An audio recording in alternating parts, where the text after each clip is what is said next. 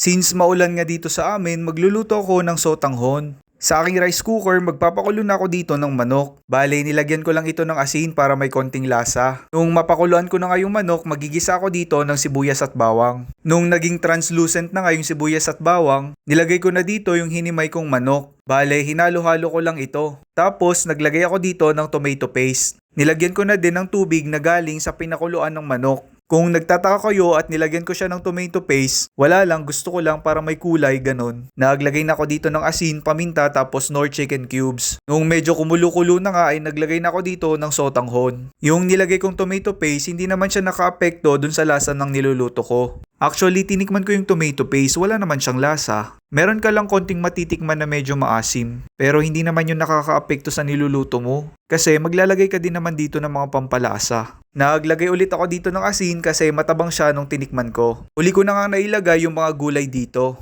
Konting-kunti na nga laang at malapit na itong maluto. O diba, nakakatakam na naman ulit kumain ng mga ganitong pagkain tuwing umuulan. Ay aba, kung naulan sa inyo ay magluto na ni Re. Tara, kain tayo!